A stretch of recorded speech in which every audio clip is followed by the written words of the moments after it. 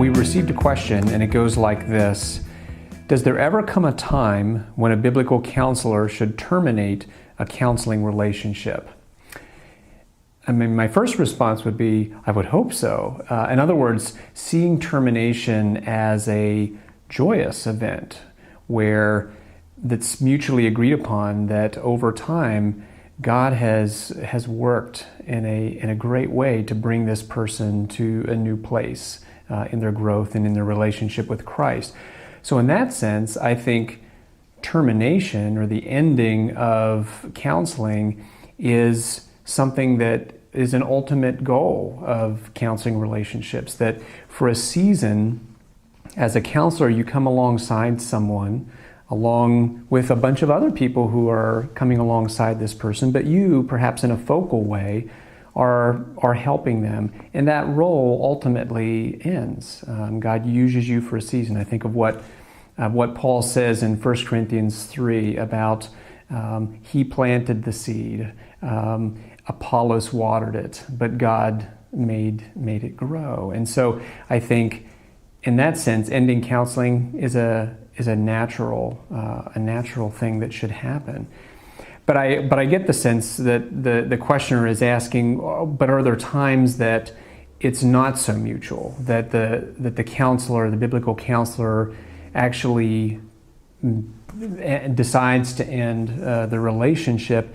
And I think there are those times. I think they're not as common, but there are those times. And a few things that I would think about there would be if a person, despite repeated counsel along the same lines, that you feel like this is where this person needs to go, this is what I sense would be most helpful for them, and they are persistently not receptive to that and not wanting to go that direction, it makes sense then that becomes an issue to discuss. Then perhaps I'm not the best person, the best counselor for this person.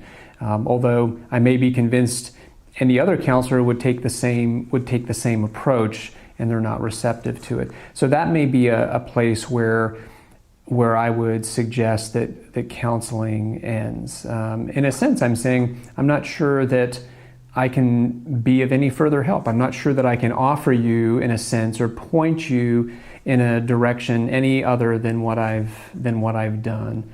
So, and that's happened a few times in my counseling, but it's uncommon. I think most times it is that mutually agreed upon gradual change that leads to we're done, and it's a good thing, and it's a celebration of what God has done.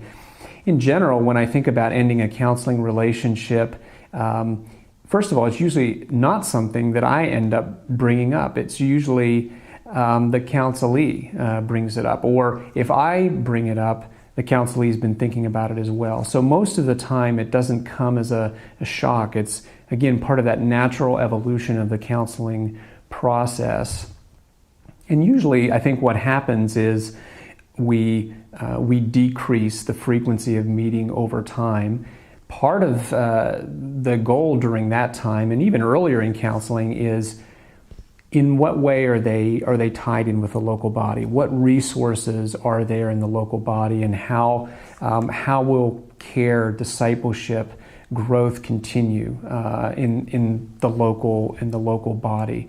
I think that's a really important long-term goal in any counseling relationship, is in addition to what we're doing in counseling, what else is happening in the life of this person and in the life of their local church. So I want to be helping them to connect with people in the local church.